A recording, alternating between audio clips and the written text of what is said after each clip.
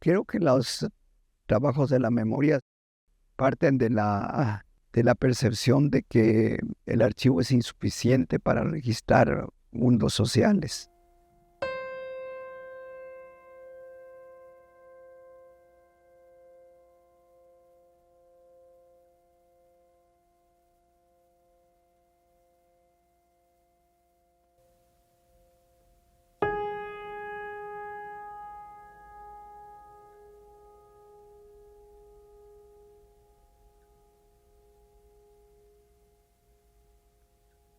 A mí me preocupa mucho, o sea, pensar, o sea, digamos, discutir un poco de las condiciones de nuestro pensamiento actual, o sea, sobre qué es lo que pensamos, qué es lo que es necesario.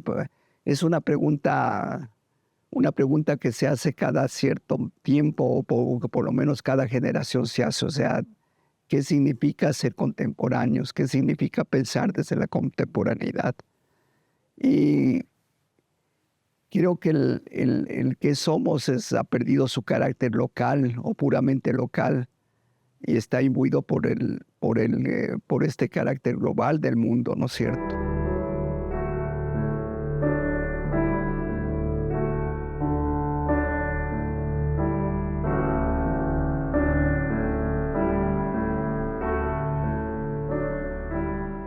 Bueno, cuando yo me inicié en las ciencias sociales, era un momento en donde lo que interesaba es fundamentalmente entender el mundo en que vivíamos. O sea, una sociedad tradicional, o sea, una sociedad inclusive de antiguo régimen, o sea, una sociedad marcada por el sistema de hacienda que, y por un tipo de relaciones fuertemente jerárquicas, estamentales. Y era una sociedad que, sin embargo, empezaba a modernizarse. Empezaba, es decir, eso se manifestaba en cambios arquitecturales, y sobre todo en el aparecimiento el despliegue del comercio, digamos, y en las formas iniciales de una suerte de industrialización. Entonces, estaba, era una sociedad que estaba abriéndose paso en medio de un mundo tradicional, un mundo, de alguna manera yo sentía que era una suerte de modernidad aristocrática, por lo menos la de la primera mitad del siglo XX. Pero, es decir, ¿cómo cambia una sociedad de ese tipo? ¿A dónde llegues a una sociedad de ese tipo?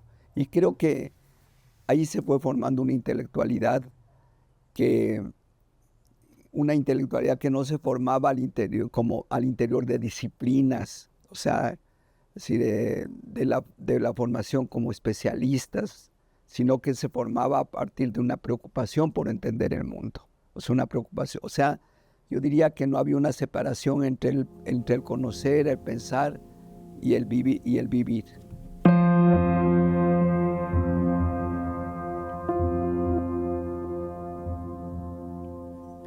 ¿De dónde surge un trabajo, no? El trabajo, digamos, mi experiencia de trabajo como historiador, como etnógrafo. Yo no tengo nunca claro qué mismo soy, pero eh, creo que digamos, la primera dinámica es una dinámica que sale del mundo social, es decir, de la necesidad de comprender algo. Es decir, en el caso de la historia del gremio de albañiles, es decir, está el convencimiento de no el convencimiento de que esa historia es importante, que no solamente es importante la gran historia de una ciudad o la historia de un país, sino es importante la historia de, de la gente, digamos, eh, como una historia no de eh, sectores secundarios, sino como una historia de un sector que tiene su pensamiento, que tiene su mundo de vida y que ese mundo de vida y ese pensamiento puede devolvernos algo. Vamos a la cámara. Es Sí, vamos a la cámara. chévere. Ya, perfecto.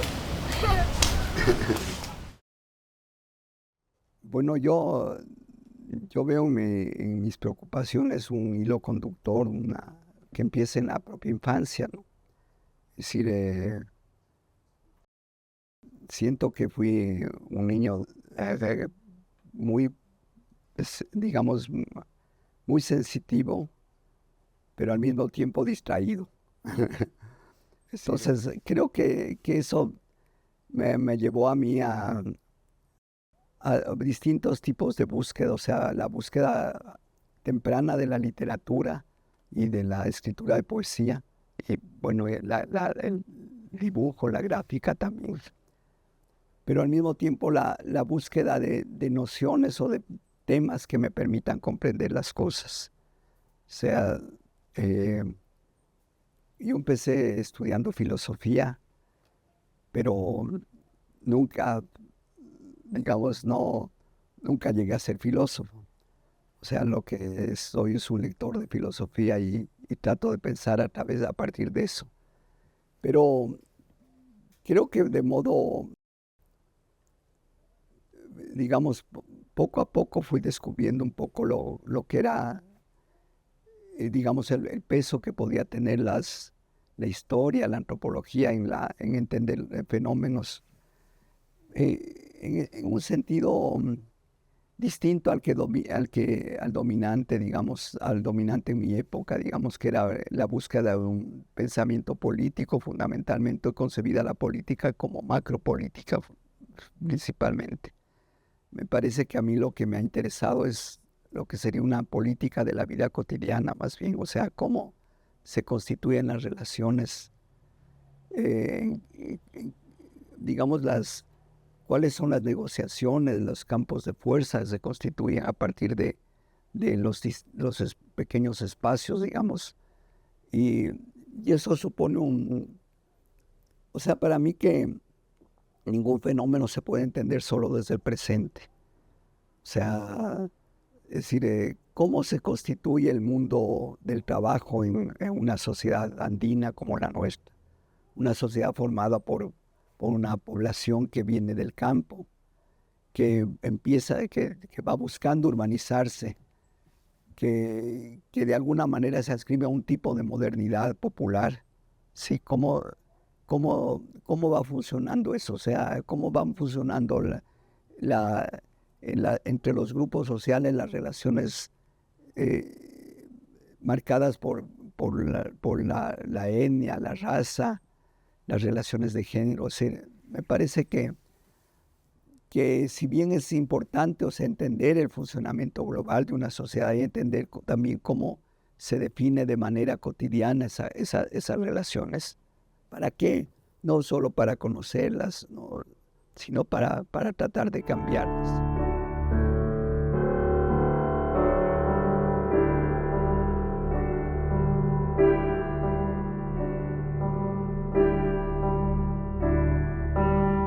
Ahora parece elemental, pero en una ciudad andina con una fuerte presencia indígena, eh, había como una invisibilización de ese mundo. Es decir, por ejemplo, no existía conciencia de que alrededor de una ciudad como Quito estaban una cantidad de comunas. Sí, es decir, creo que yo descubrí las comunas en el archivo. O sea, por ejemplo, encontré una documentación de un juicio de centenario de la comuna de Santa Clara Semillán con una familia. eh, y, y claro, pero eso me llevó, o sea, me llevó a algo que ahora es elemental, todos sabemos. Pero ese momento era como descubrir que había un mundo que no conocía. Había empezado ya Loreto Rebolledo a hacer un trabajo sobre el Umbisí en la colonia. Y bueno, ¿qué mundo había ahí? Y claro, lo que te topabas es de pronto con la existencia de comunas. Eh, Me parece que son como digamos, los aterrizajes del trabajo del historiador. O sea, es decir, ese mundo del del siglo XVIII, XIX, es un mundo que se sigue reproduciendo o que existe como supervivencia en este mundo, en el mundo actual.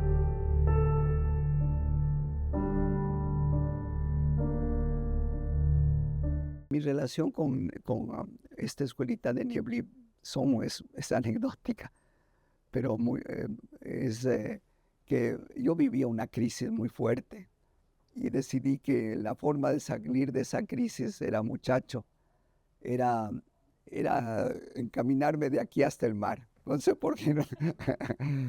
Pero claro, como uno se encamina para el mar, me recuerdo que no tenía una mochila, cogí un costal, puse 4 cosas. Era un viaje chiquito, porque caminé por el cráter del Pululagua.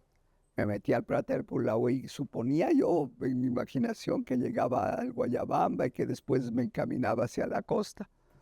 Pero claro, el primer día ya empezó a llover, ya empezó a anochecer, entonces llegué con suerte a un caserío y ahí había una escuelita, ¿sí? Y llegué y me refugié en la escuelita, sí, cuando de pronto salieron de las casas del profesor, llegó el profesor, porque claro, son escuelitas rurales que muchas veces esperan meses y meses a un profesor que nunca llega. Les dije, no soy el profesor, pero si quieren me quedo. Y, a ver, el otro día veía que tenía una serie de apuntes de ellos, había apuntado lo que los niños me contaban, había apuntado con pobres conocimientos sociológicos, muy pobrecitos, o sea, es decir, había apuntado lo que me contaban, mis impresiones de lo que era ese lugar. Eh, entonces, claro, yo siento que, o sea, y mirando, por ejemplo, la formación de alguien, de seres gigantescos como José María Arguedas, o sea, el conocimiento nace de pasiones, de necesidades de entender, no es un problema de especializaciones, o sea, no es un problema, no tiene que ver con la profesionalización, con la necesidad de entender, de comprender, nace de afectos, de cariño, digamos, de necesidad de acercarse a la gente, de necesidad de comprender los mundos sociales.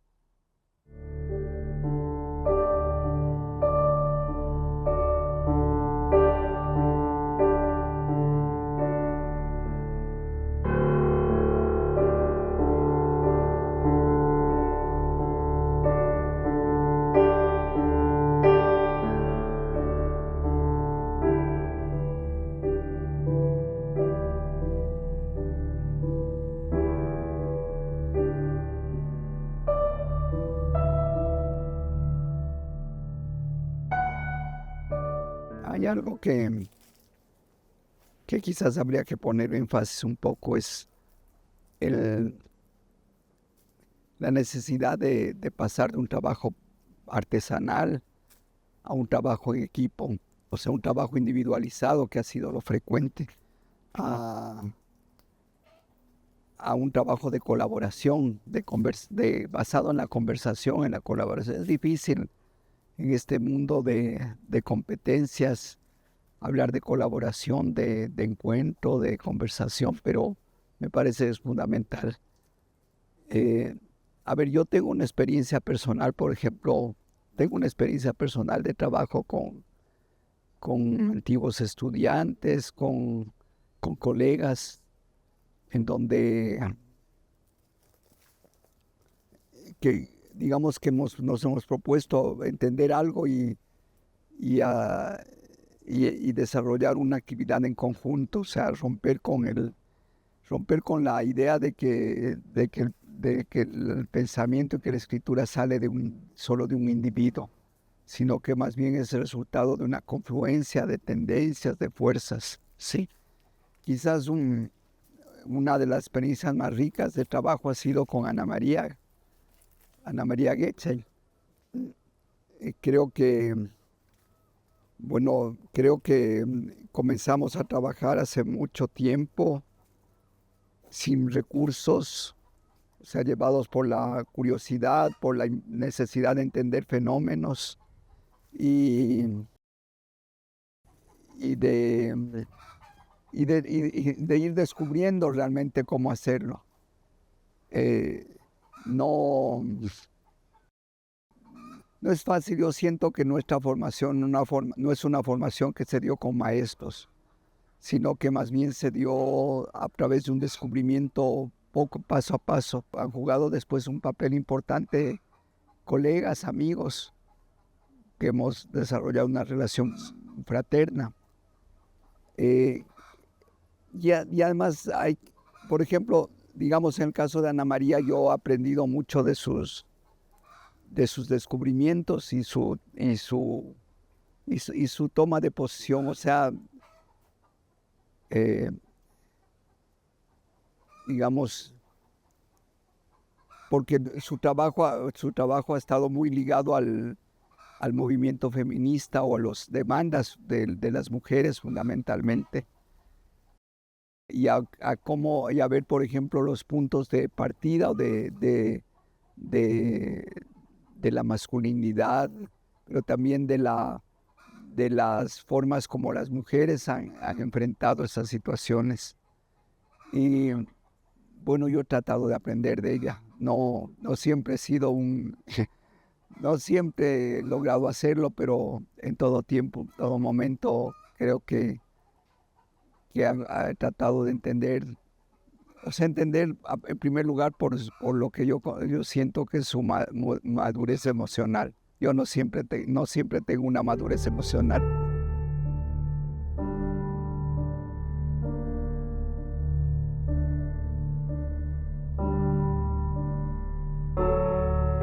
La política, o sea, cuando hablamos de política no solo hablamos del debate sobre lo público, sino que hablamos de una política de la vida cotidiana. O sea, hablamos de romper con la separación entre lo público y lo privado, ¿sí?